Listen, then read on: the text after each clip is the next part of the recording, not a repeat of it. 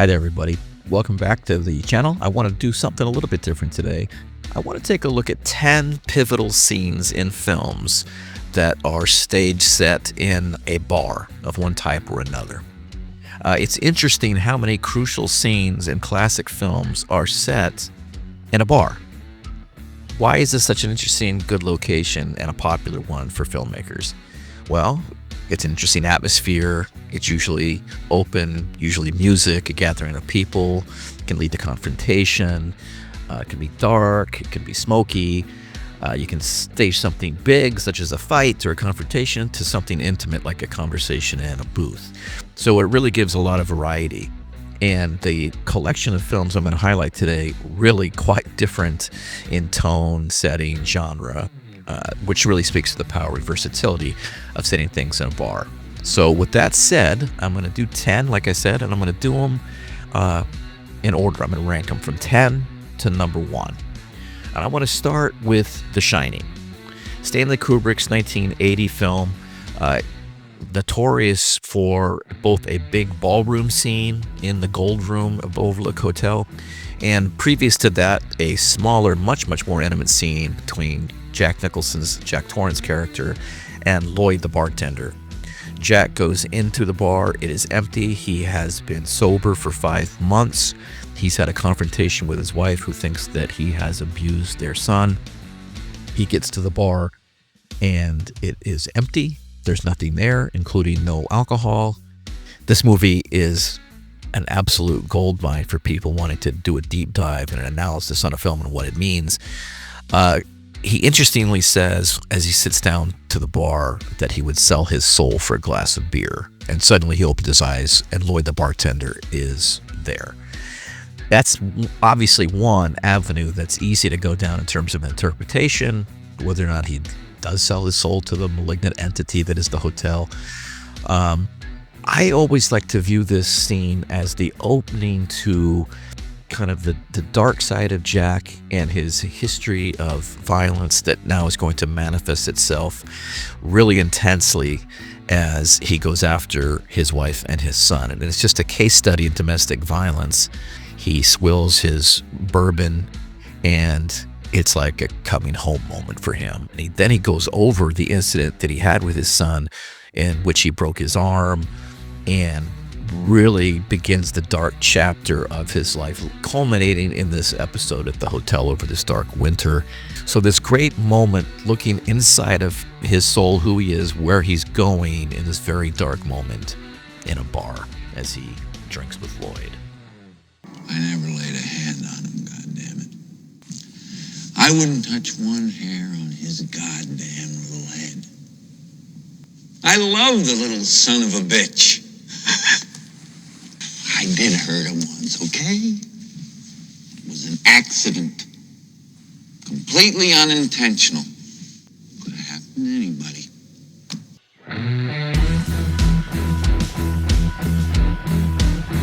So, number 9, The Godfather.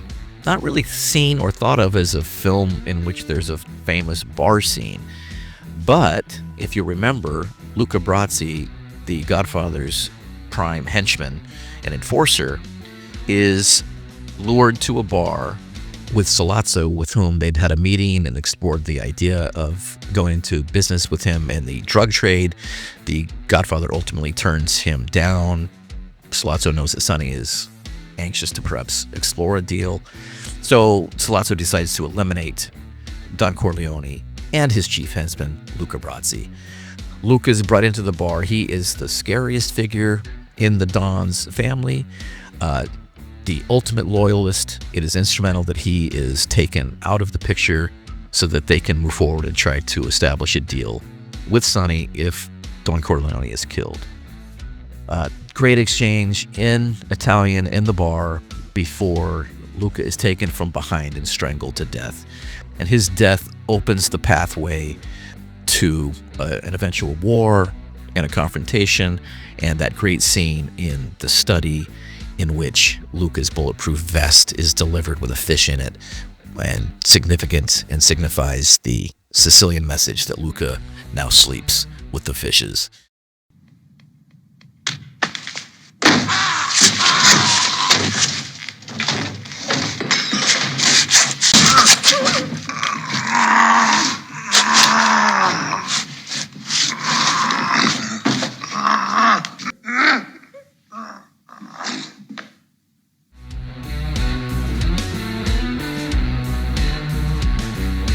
Okay, this leads us to 2001, A Space Odyssey by Stanley Kubrick. Second one on this list, and not a scene that people usually associate as being set in a bar. It is the scene on the space station in which Heywood Floyd, the American, has gone up to the spaceship that orbits the moon.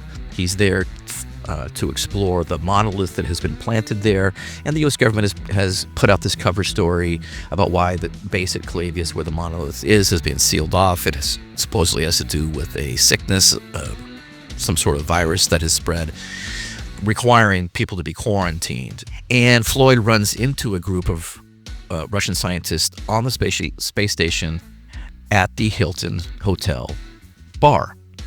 Now, what's interesting about this is obviously another name for a bar is a watering hole. And so this has deliberate echoes and connection to the first part of the film set in the far, far past with proto-humans and two rival groups of proto-humans who are confrontational at a literal watering hole in which they hoot and howl and wave their arms and threaten violence in this very, very primitive way. Now, Kubrick in this film was exploring the evolution of the human species, but as we evolve, we can't seem to shed our violent nature. And so here we are on the space station, and yes, we've evolved. Things have become sophisticated. We've acquired and invented all of this technology, but we're still two warring tribes on the space stations with the Americans on one side, the Soviets on the other. And instead of hooting and howling and waving their arms, Heywood, the American scientist, the Russian scientists are very civil, and they ask about each other's families and remind each other of standing invitations to visit and politely inquire about what's happening and don't accuse the other side of lying. But there's mistrust, there is suspicion, and there is always the threat and the possibility of violence that lies underneath. Quite frankly, we have had some very reliable intelligence reports that quite a serious epidemic has broken out at Clavius. Sorry, Dr. Smyslov, but I'm really not at liberty to discuss this. But this epidemic could quite easily spread to our base. We should be given all the facts, Dr. Floyd. Yes, I know. Don't forget, you got a standing invitation if you ever get to the States. No, of course not. Grigori and I will look forward to seeing you. Okay. A pleasure meeting you all. Dr. Smyslov? Well, whatever the reasons for your visit to Clavius, Dr. Floyd, the very best of luck to you. Oh, thank you. No viene mucho intruder.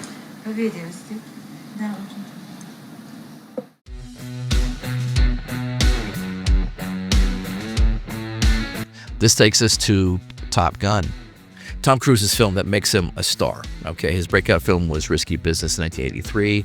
Top Gun 3 years later makes him a bona fide star. This is the biggest box office hit of 1986. Now, the scene in the bar in this one is quite famous. It is instrumental to the film in terms of really highlighting Tom Cruise's arrogant, cocky nature. It also introduces him to the Kelly McGillis' character and their relationship, both as a Navy aviator and a plane expert, and their romantic relationship that blossoms afterward is key to the entire film. But this moment in the bar is fun. Cruise has no idea who she is. He and his co-pilot Goose have a running bet about whether Tom Cruise can seduce a woman in the bar, and Cruise takes him up on it and decides he's going to woo her by singing the Righteous Brothers' You've Lost That Loving Feeling. Tom Cruise can't sing, but that's part of the charm, is he and his buddies surround her, serenade her. She invites him to have a seat at the bar. It's a great moment, very memorable. The interesting thing about it, and the thing that I like most about it, is that she essentially turns him down and tells him to go packing. So it kind of runs contrary to our expectations, which is nice, especially because what follows is largely unbelievable and unrealistic. Never close your eyes anymore when I kiss your lips. You're trying hard not to show it, baby. But baby, you've lost that love.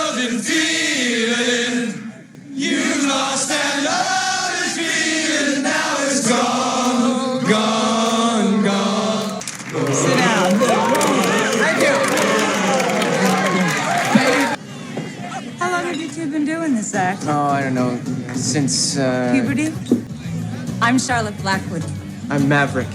Maverick? Does your mother not like you or something? No, actually, we've only done this, twice. Oh, how'd you do? Crashed and burned on the first one. It wasn't pretty. Second? I don't know. I'll tell you tomorrow, but it's looking good so far.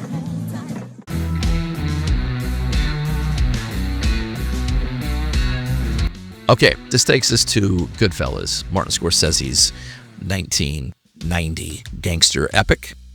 And there are a couple of scenes set in a bar in this film. The one that I want to highlight here that is pivotal, if this is a list of pivotal bar scenes, it's the one in which Joe Pesci's character is insulted by another character named Billy Batts. But Billy is a made man. He is a part of the mafia. He's made his bones. He's untouchable unless there is permission granted to somebody to take him out. Joe Pesci being insulted by Billy, he's got a short fuse, a bad temper, and he loses it, leaves the bar to go get a gun so he can come back and take care of Billy with the help of Robert De Niro's character. It's a great scene. It's intense. The acting and the filmmaking are amazing. Why it's so pivotal is we open the film with them going to bury Billy's body. We don't know who he is in the beginning of the film, and then we kind of flash back and catch up to that moment. Also hugely important because it's the murder of Billy that comes back to haunt Joe Pesci in the end, because you can never get past this if you've killed a made man without permission, and it ends up leading to his own death. Jesus Christ almighty. You look terrific. Watch this suit. Watch this suit, you little frick. You. Hey, Tommy, if I was going to break your balls, I'd tell you to go home and get your shine box. I swear to God. Oh, you make your shoes look like mirrors. Salud, Tommy. No more shines, Billy. What? I said no more shines. Maybe you didn't hear about it. You've been away a long time. They didn't go up there and tell you. I'm only kidding with you. We're having a party. I mean, I just came home. I haven't seen you in a long time, and I'm breaking your balls. I'm sorry. I don't mean to offend you. I'm sorry, too. It's okay. No problem. Okay, salud. Now go home and get your shine box. Mother! You! Yeah. Come on. Keep him here. Keep him here. Come on. Back. Come on, you feel strong? I'm sorry. Tommy gets a little loaded. He doesn't mean any disrespect. You know, insulted him a little bit. You got a little out of order yourself. No, I didn't insult him. Insulted him a little bit. No, I didn't insult nobody. Give us a drink. You understand? Yeah. Get the door!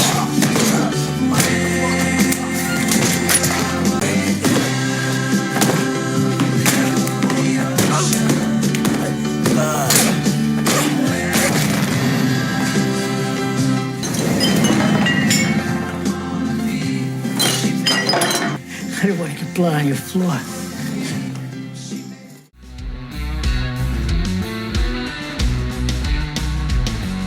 Okay, this leads us to Good Will Hunting at number 5. This is also one of the most memorable bar scenes in film because it's so well written by Ben Affleck and Matt Damon, who won an Oscar for their script for this. And it's just funny and fun and witty and also important in that it fully establishes Damon's Will character as a genius who has a photographic memory.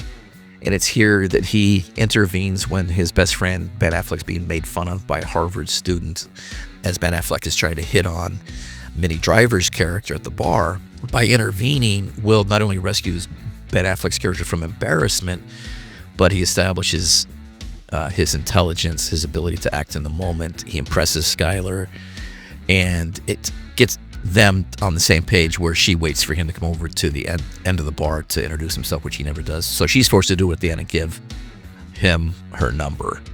And their relationship is obviously central to the entire film and is the whole premise on which it hinges towards the ending. You could have a problem? No, there's no problem here. I was just hoping you might give me some insight into the evolution of the market economy in the southern colonies. could most aptly be characterized as agrarian pre-capital. All right, of course that's your Hang on a contention. second. You're a first-year grad student. You just got finished reading some Marxian historian. That's gonna last until next year. You're gonna be in here regurgitating Gordon Wood, talking about, the pre-revolutionary utopia and the capital-forming effects of military mobilization. Wood drastically underestimates the impact of social Wood drastically underestimates the impact of social distinctions predicated upon wealth, especially inherited wealth. Were you going to plagiarize the whole thing for us? Do you have any thoughts of your own on this matter? See, the sad thing about a guy like you is in 50 years, you're going to start doing some thinking on your own. But, if you have a problem like that, we could just step outside. We could figure it out. Oh, man, there's no problem. How you like me now? My boy's wicked smart.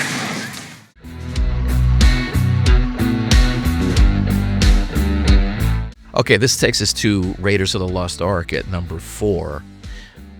Obviously, another huge, memorable scene set in a bar because, once again, it connects the main character with his romantic interest.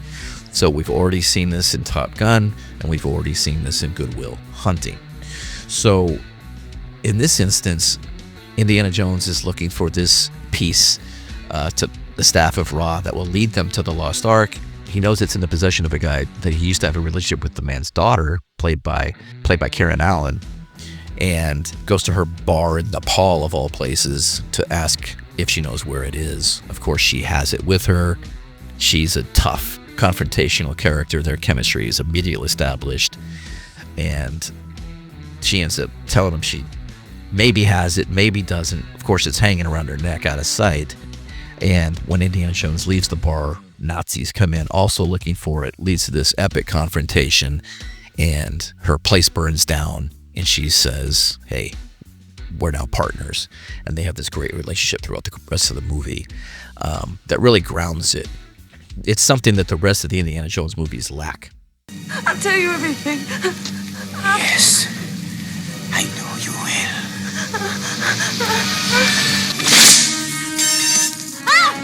Let her go.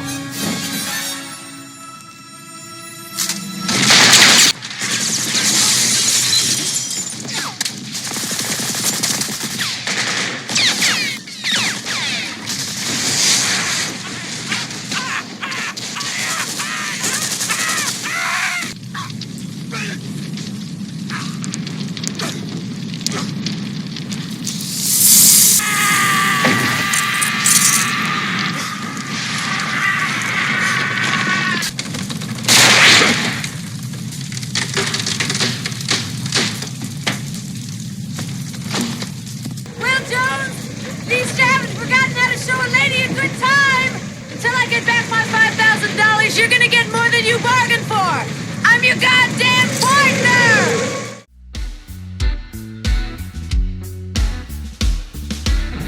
All right, that takes us to Star Wars.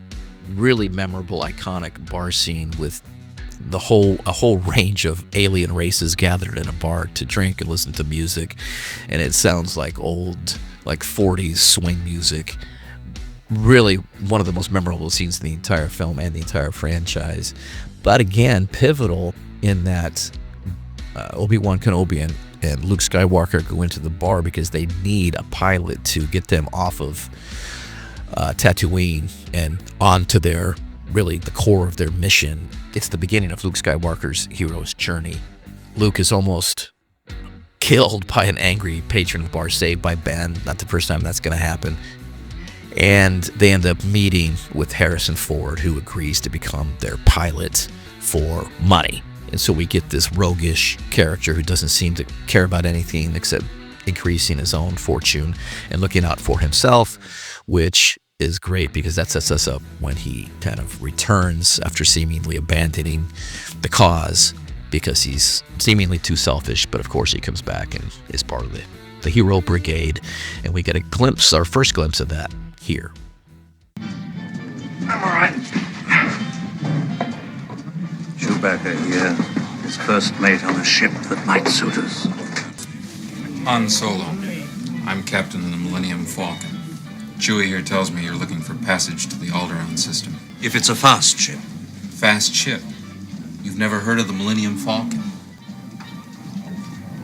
She's fast enough for you, old man. Let's just say we'd like to avoid any imperial entanglements. 10,000, all in advance. 10,000? We can pay you 2,000 now, plus 15 when we reach Alderaan. Okay, you guys got yourselves a ship.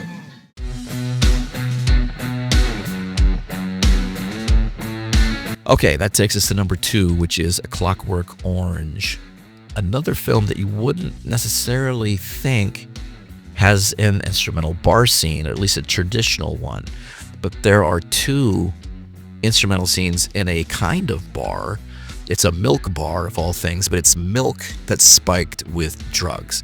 And we get introduced to the main character and narrator, Malcolm McDowell's Alex character, and it's just a beautifully painted portrait in way by Stanley Kubrick of introducing us to the narrator, who this guy is, what his personality is like, a feel for this really alien, futuristic world that we've seen nothing like it before in film. We cut away from it before we go back after they commit this just outrageous act of violence. And the juxtaposition of this violence in terms of relaxing with a cold one is really stark and shocking.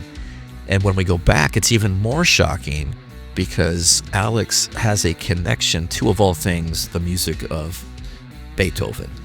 So this character who is capable of having an appreciation for beautiful music, this really elevated art form and kind of the best that we can be as human beings, but this same guy is capable of the most horrific violence and terrible acts, says everything about the human species and the human condition. It was a bit from the Glorious Ninth by Ludwig van.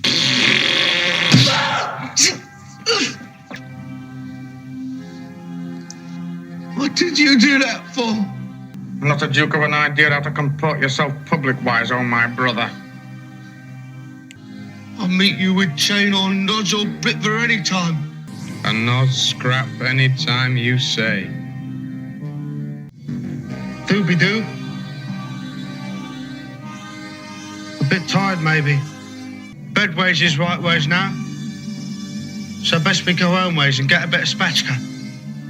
Right? Right.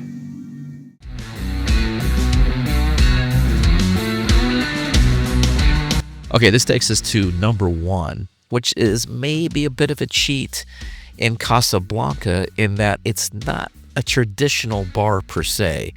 There's certainly a huge bar in it, but it's really a nightclub that's owned by Humphrey Bogart's Rick character. So a little bit of a stretch, but this sequence is so iconic that there's no way it can't be on the list, and there's really no way that it can't be number 1, right?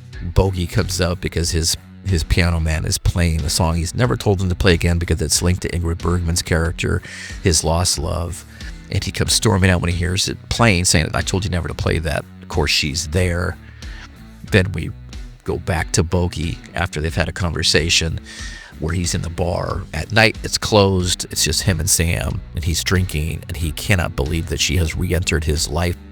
He forces Sam to play the song that is the link and the tie between them, even though it's so painful for him to hear it.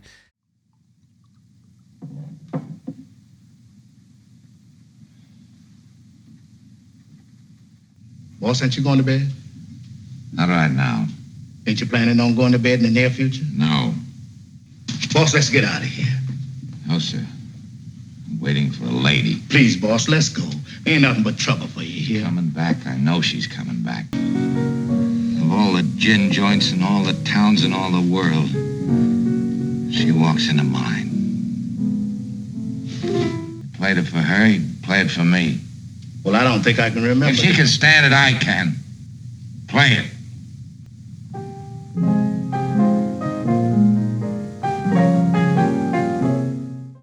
All right, so that's the list. If you have any thoughts on, you think I've missed something, I've misplaced the rankings here, I would love to hear it. Again, kind of like some of my other tier ranking videos, I love a good debate. I love people who come in with a different opinion, because sharing these ideas, trading these thoughts in a good-natured way is really what these things are all about. But 10 iconic bar scenes, great way to establish character, set atmosphere, and I like these. What do you think? I'd love to hear what's on your list. Until next time, have a good one. As always, thanks for watching. We'll see you soon.